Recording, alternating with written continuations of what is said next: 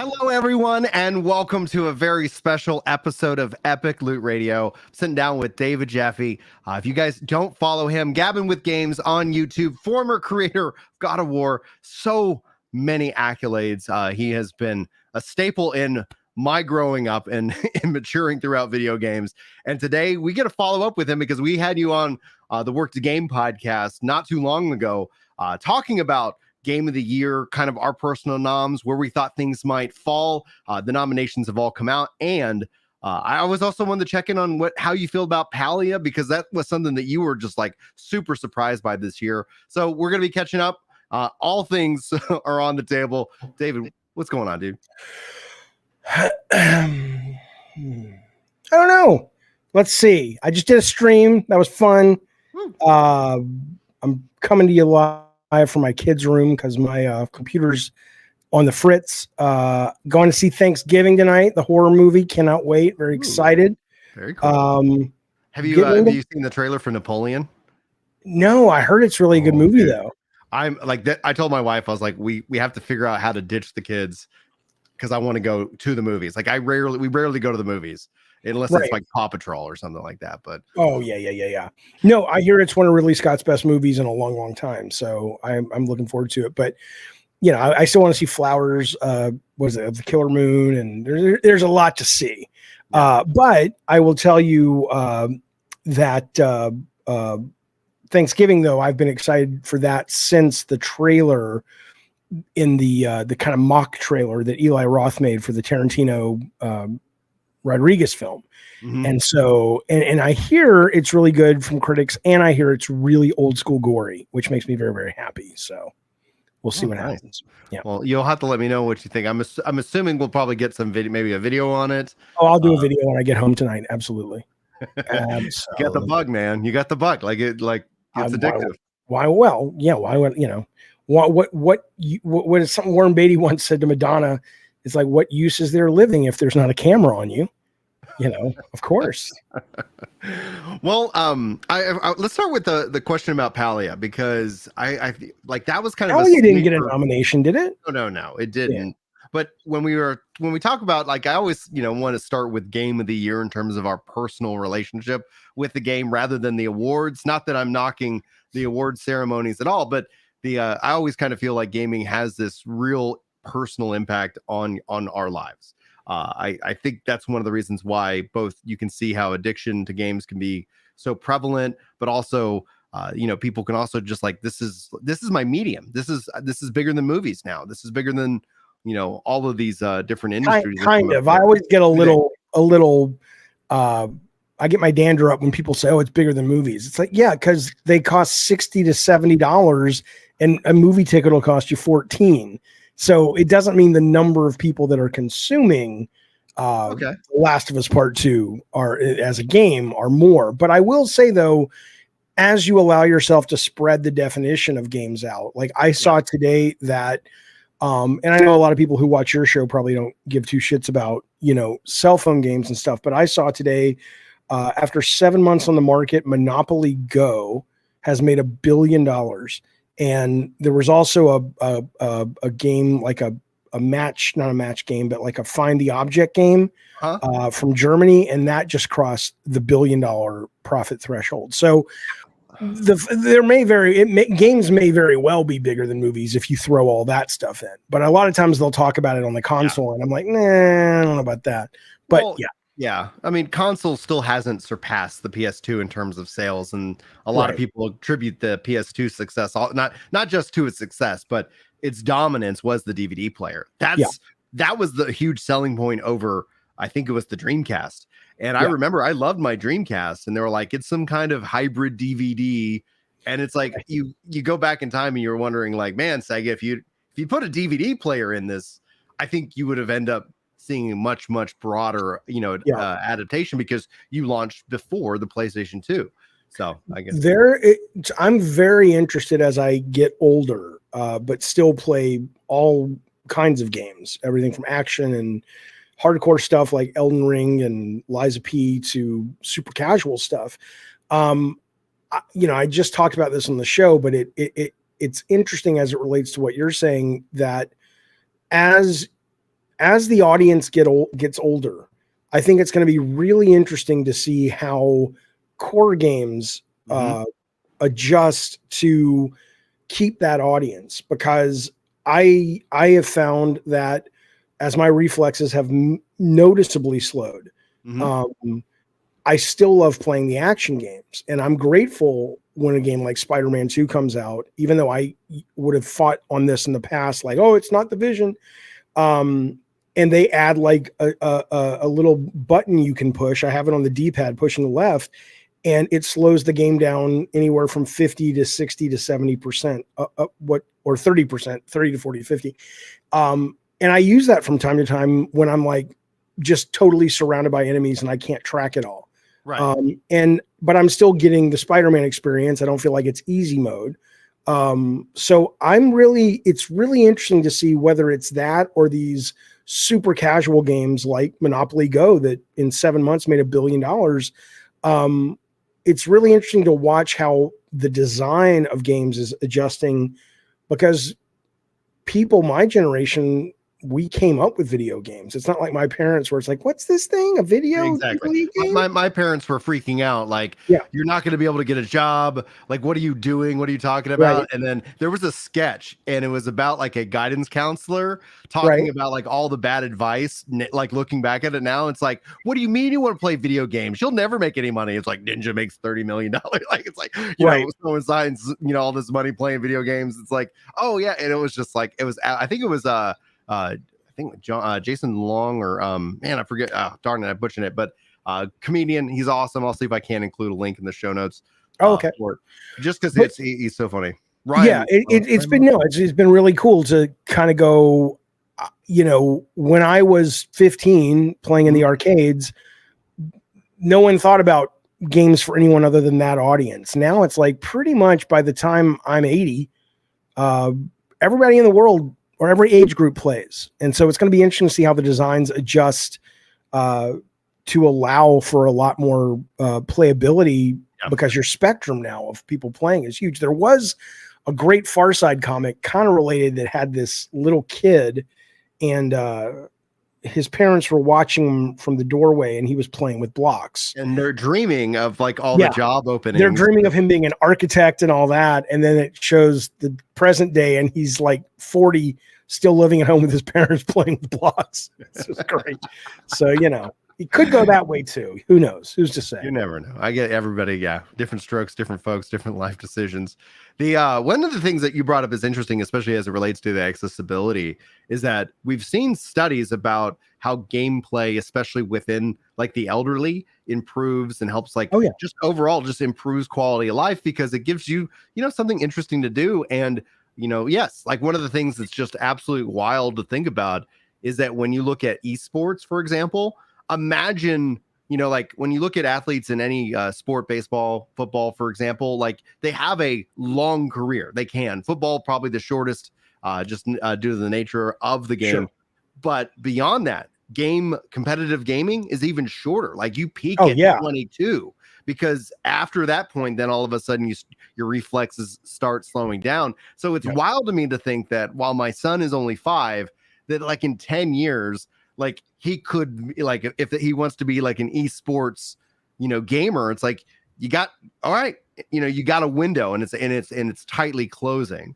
Yeah, I mean, I'm sure they'll end up having like AARP leagues and stuff, but visual age brackets. Let's go. Absolutely, and it just pumps 80s music or 90s music in the background while you're playing.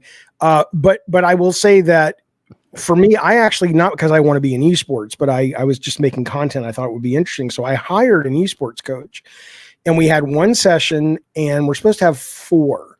Mm-hmm. And the first session, I have a video, and I just got to put it up, was really helpful. He was giving me some really good advice, not specifically, here's a great corner camping in Call of Duty, but more at a meta that you could apply to anything. Mm-hmm. So I was really enjoying that. But then I got to a point I was playing a bunch of people from our stream in Call of Duty. And I remember I saved the footage because it was like this guy came around the corner, instantly saw me, and I was dead, right? Yeah. But my reticle, when I look at that footage, by the time he was already shooting at me, that was the time I was able to get my reticle on him to shoot at him. And I was like, no esports in the world, no coach in the world is going to help. Like, unless you give me some kind of brain stimulation, I can't close that gap with a kid who's 25 years old. I just can't get there fast enough, you know? So it kind of made me lose all interest in having an esports coach. Cause I'm like, no matter what you tell me, even though it's great advice and it does help, I'm too old, you know? So. Yeah, I guess I'm in that boat too.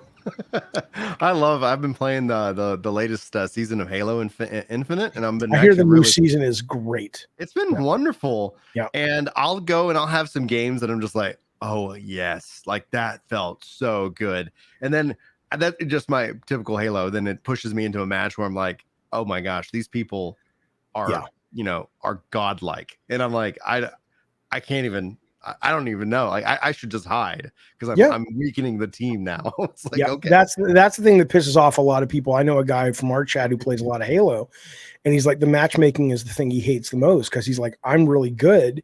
And in order to kind of try to get a balanced team, because I'm so good, I'm always the best player on my team, and I got to carry all these fuckers. And I get it, but you know, if you go back to, a lot of people want to go back to the days of server lists, which I agree with. I think there's value there, but obviously, you know, multiplayer has done well because when they started dropping all the barriers of entry and you just hit play and you're in, I think if you asked a new player to go to, you know, here's 1,000 servers you can choose from, what would you like to filter out? It's like, you're going to lose a lot of people, but I do think it makes for a better game because you can choose that quality of player that you're going to play with.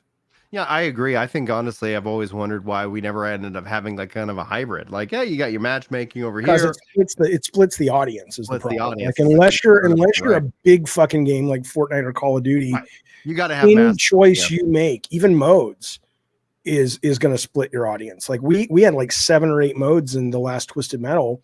And the only one that ever really got played regularly was Team Deathmatch, right? So, but there were some people that liked the other modes, but that ended up probably taking 10% out for each mode out of the pool of Team Deathmatch. And so unless you got a big game, it's a volume game, you can't split it. You don't want to split it. Right, because then people aren't finding matches, and then they get frustrated, and then it ends up being a self-fulfilling prophecy. That's right. Then, man, it's a bummer though. Like, I guess then it'd be kind of neat. That's where I guess you end up seeing Discord actually kind of fulfilling that role for people who are actively kind of seeking those special kind of custom game types and more, which you can still do custom games in Halo, right? Okay, so at least you can have the experience, but you just got to work a little harder. In fact, that one of the changes that I really appreciate that they made is that you actually make your battle pass progress while also playing custom games. Right, I saw that. That's cool. So they're not punishing you anymore. And that was the thing. Like, I remember when it came out, I was saying they should just give you experience. Like, if you got a battle pass, you're playing the game. Here's your progress. And then people are going to game the system. I'm like, I don't care. Right. It is, as a guy who's worked on 3 multiplayer online prominent games, the last 3 games I worked on, it is very easy to fall into this kind of let's plug every hole in the dam to make sure no one can game the system. And I was working on it before battle passes, but now it's like, look, you already got their money. Yeah. So if they want to kind of cheat their way to unlocks, let them do it. But back then it was like the amount of time that development had to take to do things like even trophies. It's like we had a trophy in Drawn to Death where it's like, if you go this many feet in the game world, you get a trophy, right? Just whatever, something like that. And one of the programmers, he's like, yeah, but look at this. And he brought me into his office and he just showed me, he took a rubber band and he put it on the left stick. And he put the end of the rubber band on the back of the PS4 controller, and the guy just ran straight into a wall in a corner, and he was just racking up the miles, kind of like in Ferris Bueller's Day Off when the guy, rolls back the odometer. Yeah. And it's like, and that probably was 2 weeks of us trying to figure out how do we recognize the players doing that, and then how do we not let them accumulate trophy points. And now, it's too much work. Someone's always going to find a way. So better to focus on the big stuff, Well, I got a question. I wasn't prepared to, or planning on talking to you about this tonight, but you bring up something, especially with development time. How much do you think that AI is going to have an impact on game development over the course of the next, decade? Because massive. We've seen so many layoffs already. And the layoffs aren't necessarily right now coming because of AI, though. Right. But there is, there's two ways to answer the question. There's to answer it as a caring human being. I think until we get something like universal base income and have a little bit more of a social safety net, I worry about a lot of these changes. But the transition's going to end up being really rough. Yeah, because I was telling my dad, I was like, you won't see truck drivers. Like, there's going to be a point where here in the near future, there's no truck drivers. Like, it's just kids will watch Smokey and the Bandit and go, "What the fuck is that?" But yeah. So I mean, personally, as a human, I feel for the loss that's going to come, and that's in every industry, not just games. Right. But as someone who loves games and has made games, it is going to be delightfully wonderful, because it doesn't mean, a lot of people get confused, and there is some truth to the fact that you won't even need designers, and people like to sort of romanticize the creative process and go, there's no soul. Shut up. You don't fucking know that. You cannot prove that. You can prove something's good or bad, but the idea that just because it was made by AI, you somehow can tell. No, you can't. Or if you can, you won't for very long, right? And so what I love about it is honestly, like, I was playing a text adventure on GPT the other night, and it had art as well. So it was like it was so interesting that it totally aped the kind of adventure games I played on the Apple when I was like 11. And now I'm playing the same kind of game on Chat GPT on a new little GPT called like Deep Story or something. But the amazing thing about it was the ability for it to basically be like your own personal dungeon master. And that was so interesting because that story was written in a way that kept me in the guardrails. So I couldn't just go, I'm going to create, Darth Vader. And it's like, you can't really do that. So it kept you on a path that clearly a human writer, doesn't have to be, had decided, here's the limits. But within that, the freedom I got to just try shit was kind of nuts. Like it was a fantasy setting, and I was in this giant library with all these tomes, and there was a young woman and an old wizard guy. And even though the game began and you had no reason to think you were not just some guy in this environment, I decided I want to play this guy like he's from the future, and he somehow got sucked back into time.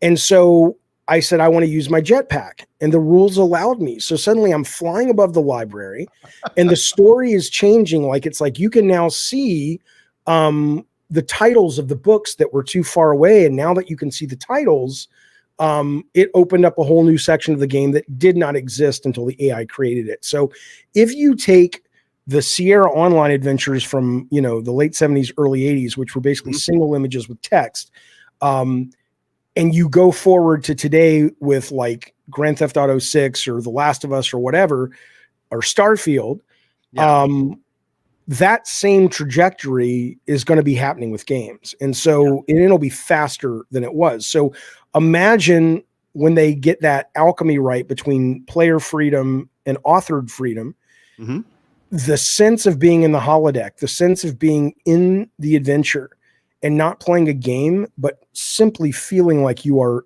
inhabiting the starring role of this amazing adventure. How can you not be excited? I mean, that's the holy grail, so I'm very excited for it. For me personally, as a developer, I'm excited to see what I can do from an indie perspective. Absolutely. I'm actually meeting with a development team that we're going to talk about me possibly trying to fund a development of a game that I've been working on for a long time. And I'm just like, Right.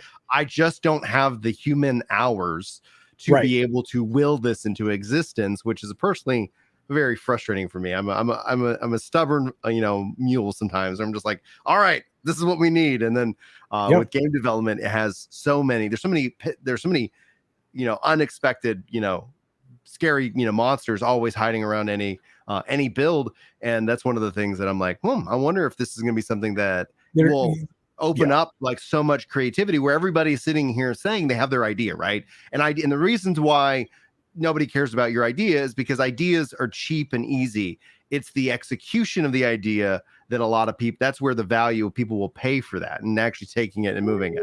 Okay, go ahead, push back. Well, I understand that logic, and I think there's very important truth to it. But I think something like Fortnite Creative with Unreal 5 or Roblox or PlayStation Dreams kind of proves a little of that theory that has been sort of very well tested for millennia, probably, but certainly for the last century, proves that theory a little off. Because what do you see mostly when video game development is democratized more and it's easier to make? It's you start to see the same kind of shit you see with writing.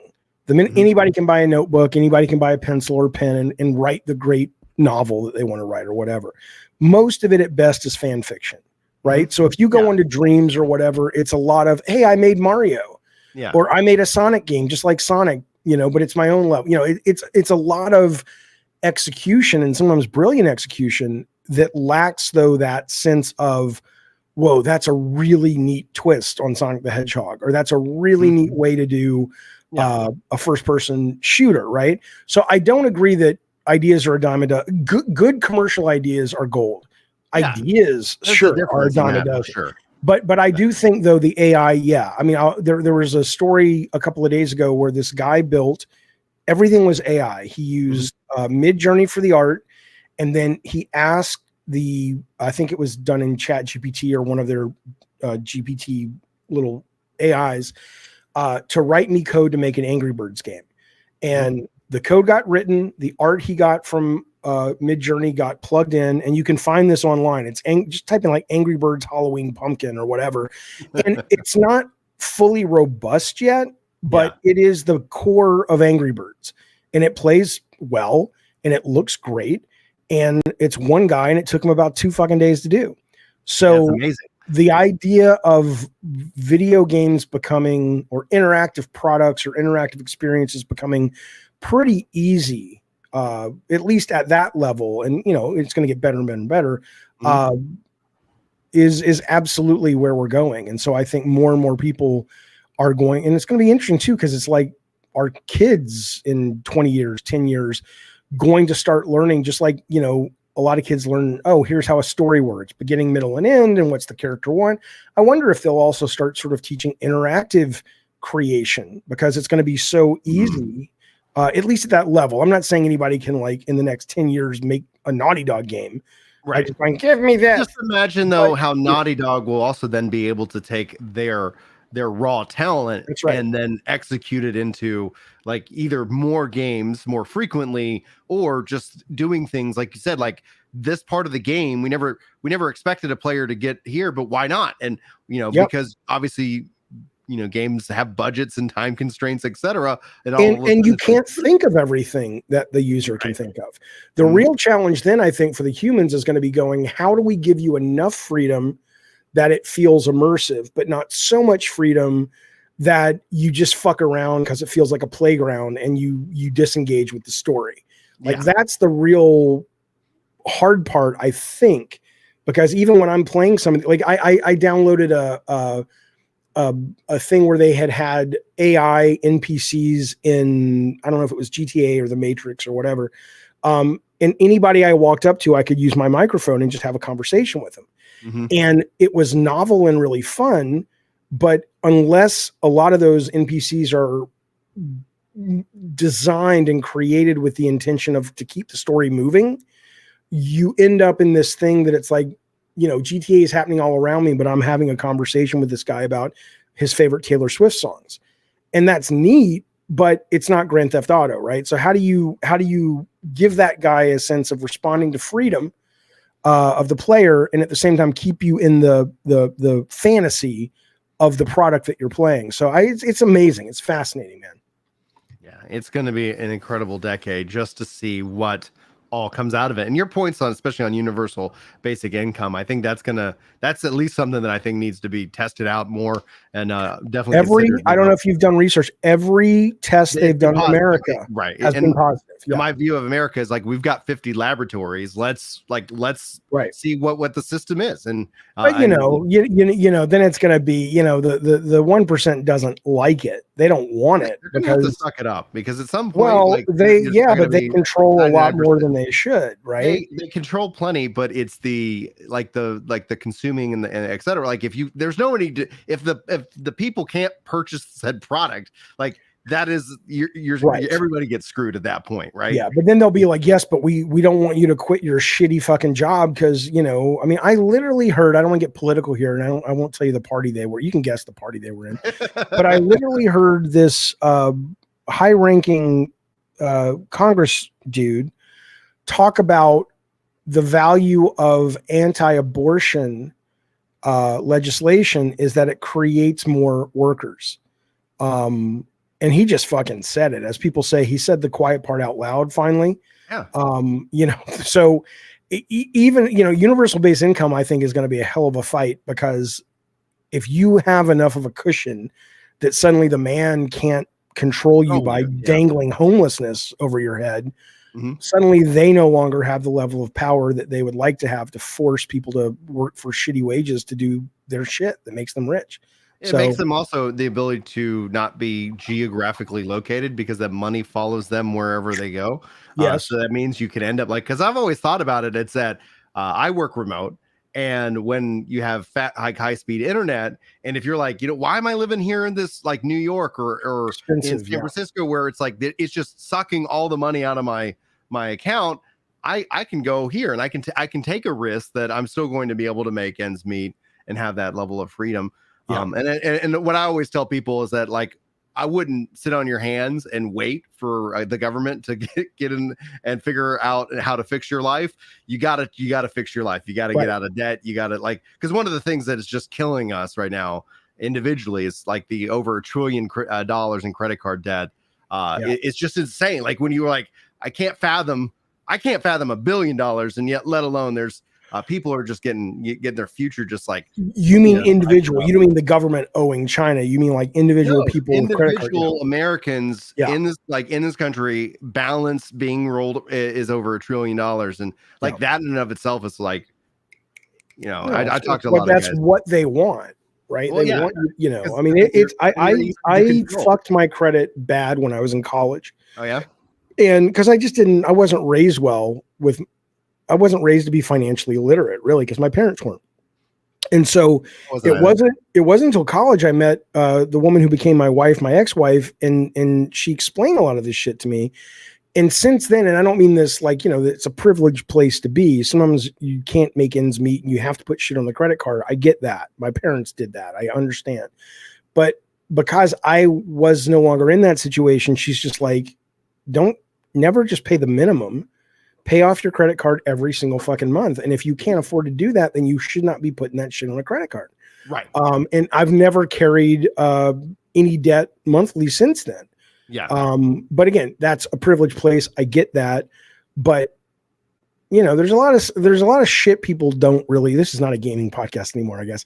There's a lot of shit people don't talking to you because it's like people don't need. Just go off the rails. And I don't mean they don't need it. Like I'm going to judge you for wanting it, but I want a lot of things, but I don't work anymore other than my stream. And my stream, as much as I adore it, is not making anywhere close to the kind of money I used to make. So I'm using my money as as freedom. So I can have a long runway to try to build this streaming stuff going, but I don't, so would I like to buy, a brand new cool Range Rover? I would, but I have things to do. I have more important, and a lot of people, they get sucked into that marketing, and they genuinely think they're going to be happier if they own this marketing. thing. It's so much marketing. They spend billions of dollars to get people, to get them on that line. Like I was on that. Me and my wife, we had like $100,000 in debt, and we killed it. Like it's like I was working insane hours. We paid it all off, and we got that done. Yeah, my truck is old as all get out.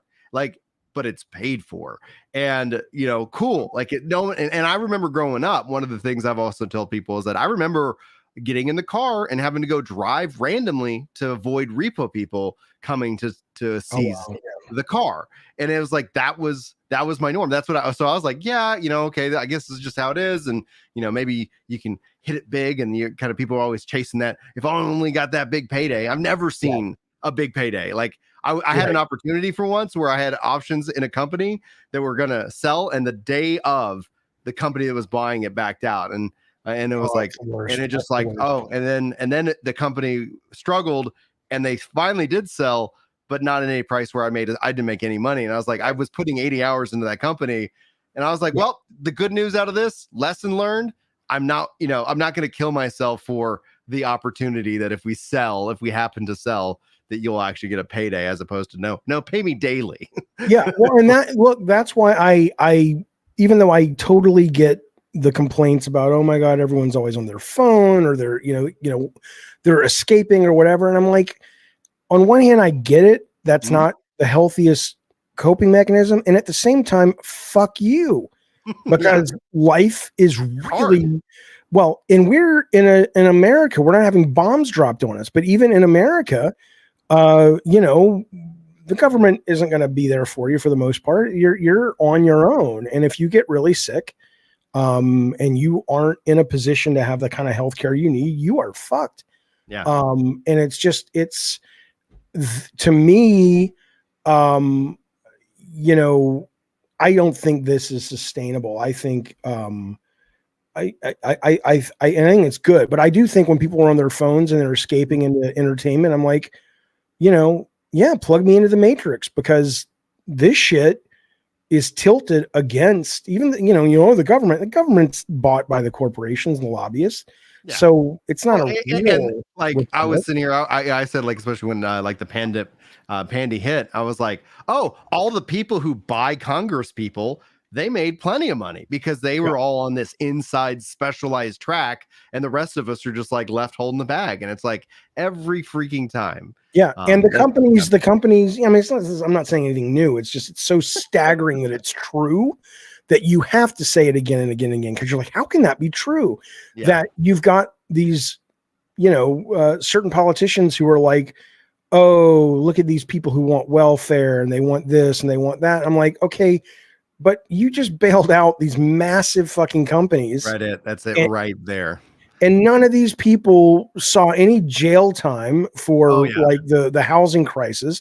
And you're going to try to shame somebody who had a rough childhood, who came up and is trying to make ends meet by having two jobs. And you want to have them jump through hoops to get their unemployment. Go fuck yourself. Yeah. Go fuck yourself. And the studies on that, especially unemployment, like it was like, oh yeah, we got all these people back to work, but it's like, over the long run, the people who took the unemployment and used it for education, as opposed to like, we'll just get any job, actually benefited more with more time. So it's like, we could, there's so many things like, me and my wife always debate, like, what's the first, like, how do we even begin to fix these problems? And I go, we could debate all day on several of these points, but in my personal view, if we do not fix the funding of campaign funding, then we will never fix any of it. No, and we are in a weird fucking conundrum that we can't fix that. There are certain places like California where elections allow you to vote on propositions, but I don't believe most states have that. I think most states are. I'm not saying where do you live? Oh, Texas. Yeah, I think there's a lot of states, maybe the majority, that are like, it's pure republic. It's like you vote for the people that go to Congress, and then they make the decisions, and your vote is this person a good person to make decisions? But the idea though of that would be the only way I think you could get that money out, because you're never going to see on either side of the aisle these politicians go, you know what, it's time to put up for a vote is let's make campaign finance, let's change that so it really is more in the hands of the people. That's got to change, but it won't unless we have some kind of revolution, I fear. And the other thing I saw, and that means also like that's not that's not going to be a fun day. Well, no, because right now the revolution is between people who shouldn't even be fighting. You can be somebody so far left or so far right that you want some crazy shit, but most people just want to fucking live and have a good life and have a shot with their family. House, not be crushed. Like the student loan, like one of the things that really just boggled my mind, and in a way it started to piss me off, is that when I learned that the federal government makes the bulk of its income off of the student loans and the interest that is paid off of that. So our taxes, where we pay taxes, represent 16% of the budget. I believe it's 45 to 48% of the federal income budget is based off of the federal loans program. And I'm like, that's insane. That's absolutely just absurd. And yes. And then the last thing I'll say about it, I mean, I could talk for hours on this, but this is not why you're having me on your show, but I'm having you here just for I'm that's fine. That's fine. I always worry about the audience, though. I'm sure I'm not looking at the audience tonight, but I'm assuming someone like, what the fuck, guys? No, everybody seems to be on board. Starfield Game Club. We do things differently over here on Ginger Prime. Like, we talk games, and occasionally we get like political. Everybody gets like all, and they unsubscribe, and then eventually they come back. I mean, all right. So, I mean, what I was thinking about is now I lost my train of thought. Hang on.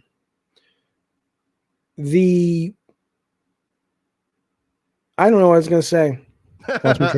Well, we can return to games because, like, as we just kind of derailed, it's really always good. Like, I always like talking about it because I think that's actually one of the things that I wish that was happening more online, because I think you're right. I think the majority of everybody's like center left, center right. Like, we're all just I mean, in here. It's like, okay, that's what that's what I was going to say. So if you want to go to the Capitol and try to overthrow the government, I'm not in with you on there. Isn't that going on right now? I was seeing something. Well, no, but now the Democrats, or a lot of left-leaning folks, of which I'm one, were trying to storm the headquarters of the DNC, because the Palestine stuff. And I'm just kind of like, I don't even think they it doesn't matter, different conversation. But the point, though, is that we are manipulated in this way. People know this. I mean, because the money gets made when we are engaged, and it's easy to engage people who are mad. And in that, the powers that be have a vested interest in making us look at each other and fight. But what we really should be fighting against is these fucking people who are running the show and saying your vote doesn't really count. And I'll tell you something, I was stunned by this. I don't know if you've been following the UAP stuff and the UFO stuff. But there UFO stuff is like, I don't know what to think. I'm like, well, okay, but here's the real issue, whether it's UFOs and aliens or who knows. But there was a congressional hearing last week or 2 weeks ago, and it was, big, not that it matters, but it was like, AOC was there and a lot of names were there. And what the Congress people were told, because they were asking for information, like where the taxpayer money is going, is they were all told, well, you're not it's classified and you don't have clearance. And they're like, we're the fucking Congress. We decide if you get money or not. Right. But it's so siloed as who controls what and who knows what, that these Congress people are like, so here's what's basically happening. The Pentagon is taking all this money. They're probably doing these deals with like Boeing or whoever, but it's so secret. And it lives under the umbrella of, well, it's secret because it's national security. It's like, okay, that's fine that you keep some things from the public so you can protect the public, but you can't keep things from the fucking representatives of the public that we have elected to make sure that there's checks and balances. And the senators came out and they were just like, I can't believe they actually said it, but they said, we don't have clearance to know where the money's going. And we're talking trillions of dollars. Brilliant. So the whole system is such a fucking lie that we've been told. And it doesn't mean that the ideals are worth mocking. I think the ideals that we've been sold are wonderful. But the reality is, I think that they're not really what we're living by. Right.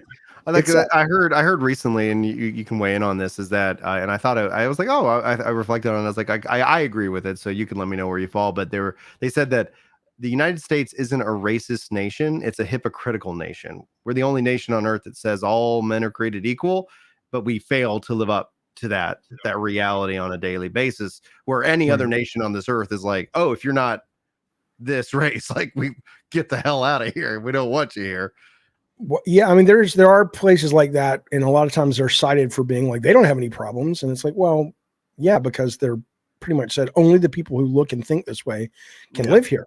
But I wouldn't get into the racist stuff only because it's almost like Game of the Year nominations. It's like it depends on what your definition is, right? And I don't mean that like I mean racism is racism, and it's a horrible thing, but there is an argument that says all white people in America are racist, and it's meant to be evocative, right? Because it doesn't literally mean that all people who are white who live in America don't like black people or people of color, or they're anti-Semitic or whatever. It means that the systems that have been in place and got put in place when racism and slavery was the norm, a lot of those ideals and ideas are still marbled in institutions, and you can't help but benefit, if you're a white person in America, from the institutionalized racism.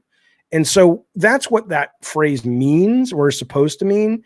But, it's kind of like defund the police. It also seems like it's meant to piss people off. Yeah. And it's like, I think it's an important point that ended up getting lost because it was framed so, and that's the duality of the language, right? Like that's how it gets people tripped up. It's like, like some language of it sounds like, oh, this sounds great. But then the practice of that said language ends up being, you're like, oh, and that's, I mean, even outside of the politics, we see that within game development and more. It's like, hey, we thought this was great, but in practice, it didn't work. Right. And we've seen developers, and that's where I got you for another like a little less than 20 minutes before you got to get to your movie.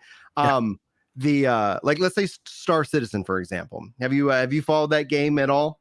I mean, I've followed it. The guy who directed God of War Ascension is a big designer on that game now, but I tried to download a thing and play it, but it was so, because somebody was like, dude, once you get past the learning curve, it is so awesome. And I believe that. But the learning curve, I was so overwhelmed with choices and menus and all this shit at the beginning that I'm like, I don't have time for this. So I know what it is. I'm familiar, but I was like, fuck this. I don't have time. You should try to stream it now that you're a content creator, because I just recently stepped into it this last month, and it's been really helpful to have people backseat help me through the learning process. And it ends up being something I'm like, this is insane. I just watched the recent Star Engine demo, and I'm like, holy, no effing way. Like this is something we've only I'm like, I can't fathom the effort and work that they've been working, and to be able to pull this off and have experienced it myself, going from the planet, right, no loading screens and so much more. It's what people thought Starfield was going to be, I guess. Dude. So how do you fall on Starfield now that it's been out? Oh, I loved it too. Wow. Yeah. But do you feel that it deserved a Game of the Year nomination with everything that was listed?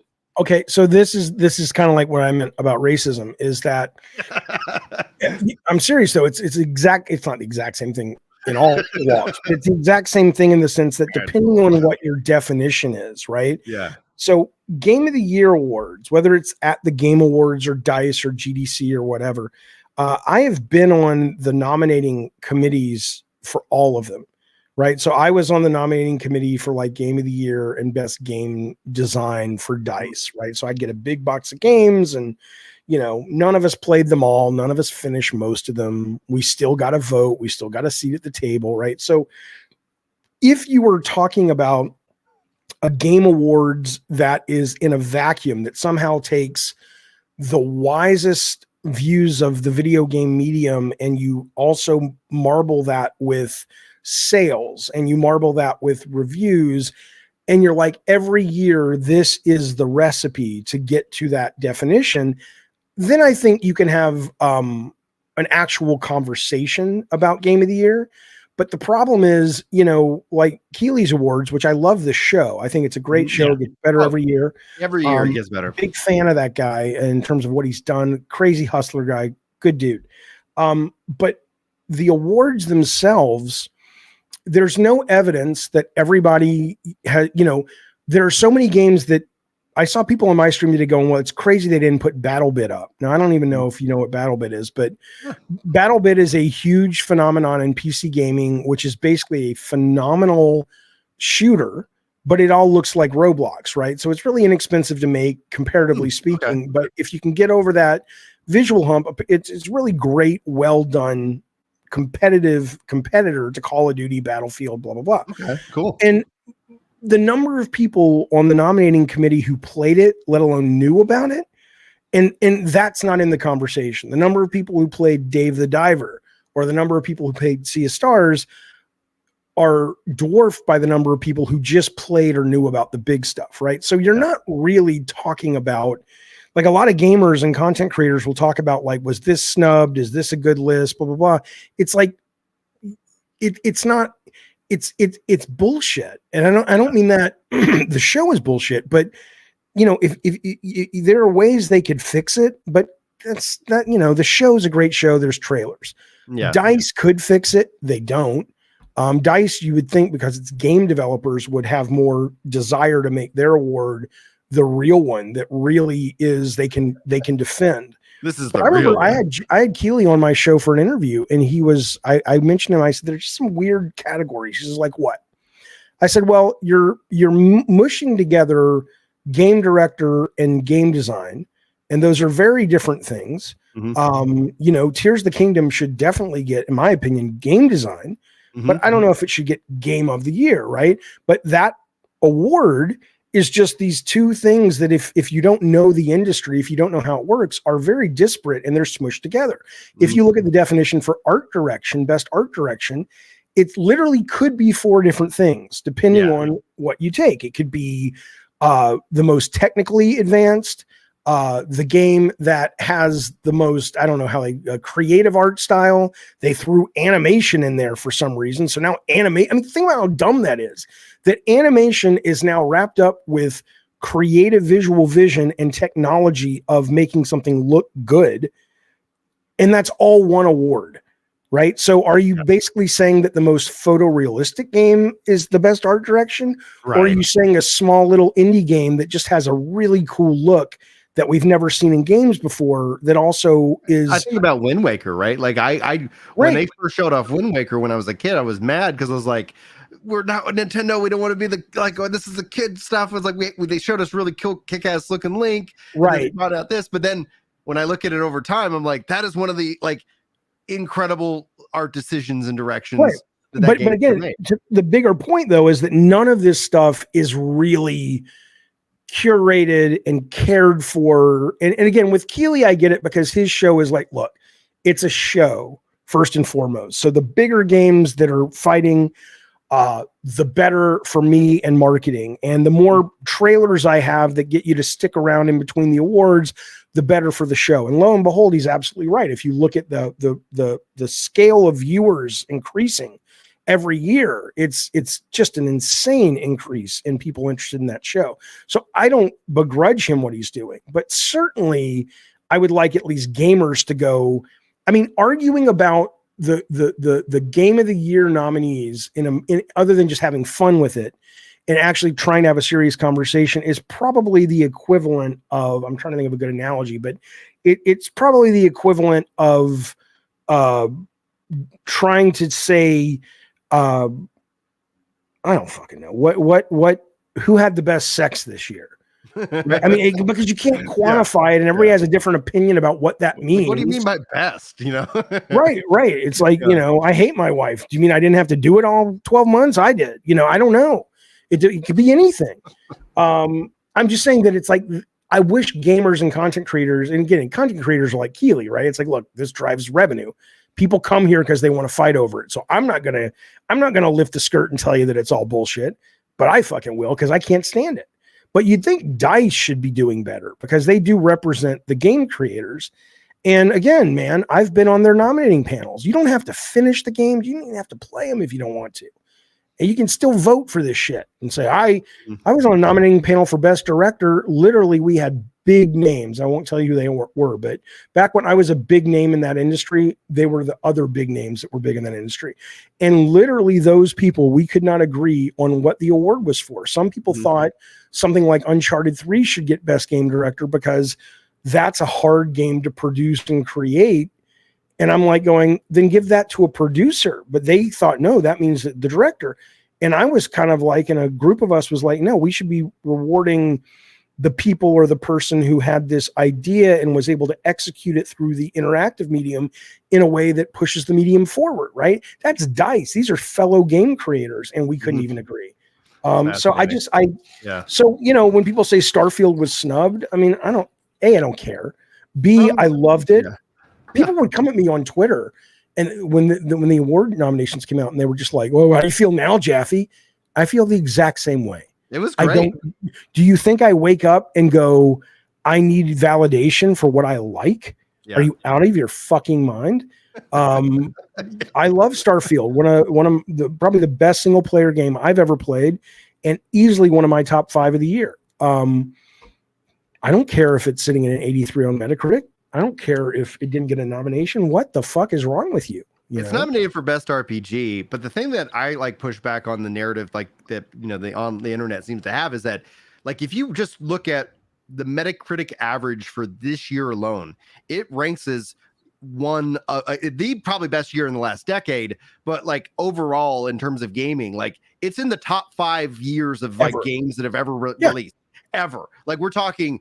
This year has been so good that can next year even is next year even going to be like, well, we'll just take a year off because like we can't compete with 2023 in terms of just at least in terms of AAA. I think indie games haven't been as strong this year, but whatever. And that's one of the things that I think we've seen with the decline of live service games recently, that we've seen with the decline of indie, is that all of a sudden AAA is coming out every month with like, oh, yes, you could put 200 hours into Starfield, 200, 2000. Like, it's just like, and in the single player experience to where it's like, it almost felt like the single player RPG was the game as a service this year alone. It just changed it up every other month. It was just like, you know, this is insane. But I wish, speaking of Starfield, I do think it's time now for them to put some meaningful content out. You know, I don't think it has to be DLC story missions every month, but it would be nice to have events. It would be nice to be like, you know, there's a planet that celebrates Halloween better than any other planet. And, you know, for this month that we've found that on the map, just something that kind of keeps it, you know, living.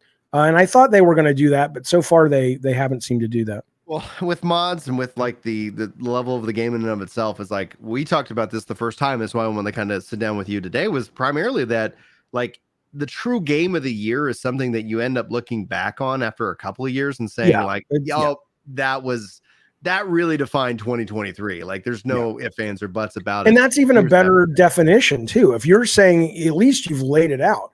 What is game of the year? Oh, it's the game that defined gaming in that year. Yeah. Okay. Then you can kind of go, okay, at least we have some parameters to work with now. Right. So then you can look at something like Bloodborne and go, well, was that a better game than, I don't fucking know, Bloodborne came out in 2008 or something. Was that a better game than Angry Birds? I know those are different times. Of course. But if the definition is what defined gaming this year, Angry Birds would get it that year. Yeah. Because everybody and their fucking mother was playing Angry Birds for a time, or Wordle would get it. Right.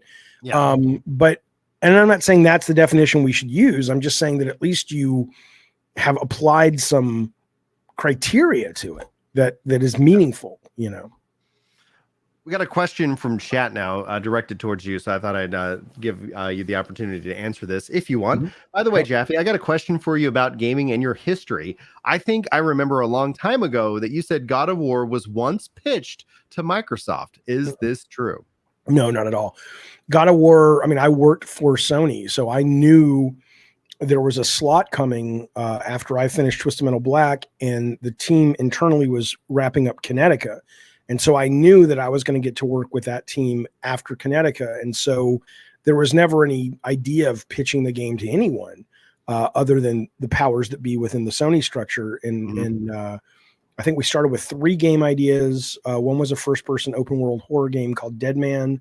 The other didn't really have a name, but it was kind of inspired by Castle of Cagliostro, the Studio Ghibli film.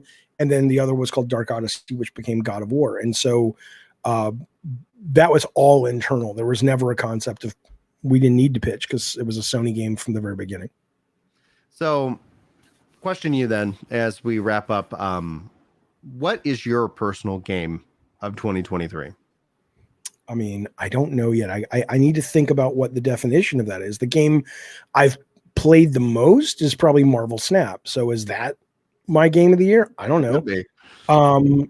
I loved Call of Duty Modern Warfare 2 multiplayer. Is that my game of the year? So it's just like I don't know what it means anymore. Baldur's Gate, I think it's phenomenal. Spider-Man 2 is phenomenal. Starfield is phenomenal. The Crew Motorfest is phenomenal. I think it's actually better than Forza Horizon.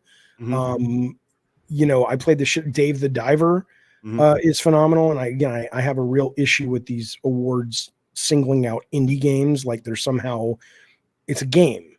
It doesn't matter how much you spent. Did it captivate you and thrill you and take you on a journey that was meaningful? No other art form, as far as I know. I mean, there's a specific indie movie awards, but like the big ones, like the Oscars, don't go, oh, no. Your movie costs more than $5 million. It goes into this category. It's a ridiculous, disrespectful way to look at the art form, right? So, but I guess that's why I struggle with anything like game of the year definitions for me, or even, hey, Jaffe, what's your top 3 games of all time? I'm like, based on what? Yeah. Nostalgia? Like, my top 5 Final Fantasy games tend to shift, if given enough time. And I'm like, all right, I need to go back and replay my top 5 just to see if they are these truly my top 5 or and then people get annoyed too, because if you say Resident Evil 4, which I thought was brilliant, in Dead Space, which I thought was brilliant, they get all cuckoo for Cocoa Puffs because they're just kind of like, but that's a remake. That it's like, what do you want? What do you want from me? Is this, I don't know. You've got to tell me exactly what you're really asking. And then a lot of times they're asking to have their opinion validated, but or their purchasing habits, justified. It's like, do you really, you need to spend that money? And I don't mean this disrespectfully. I'm a big fan of therapy, but it's like, if that's driving you, then that money could be better spent talking to someone and going, help me figure out why I'm so wrapped up in this. I've been to therapy. Like I was I always struggled with like anger. I wasn't a violent person, but I just had an explosive, temper. Yeah, but that's because you're low T. Once the T Not gets anymore. back, Dude, no, I know, but now you're gonna be an asshole. I have been probably. I'm a gentle giant now, but no, it's like I'm way more just unencumbered. Like I felt like, especially being low T, was like absolutely like this fog of war that you always had to fight my way through just to do the basic stuff. And the fact that I fathered 6 children, that should tell you that like I'm a driven person. Now it feels like I'm driving. The car's got autopilot, so it's not anywhere near as hard. Now it's like, oh yeah, I can go to the gym. It's not a problem. I have the energy to do so. Oh, honey-do list. Check. Let me go get those things knocked out for you, babe. Yeah. Because I'm not like so freaking drained by like every little action, which has been. But does it bother you though that 5 of those kids look like the mailman? Well, that's why I also deliver the mail. I see. Come on, baby, I got a package for you. Got a package, yeah. It's big. Please tell me it is. Tell me it's big.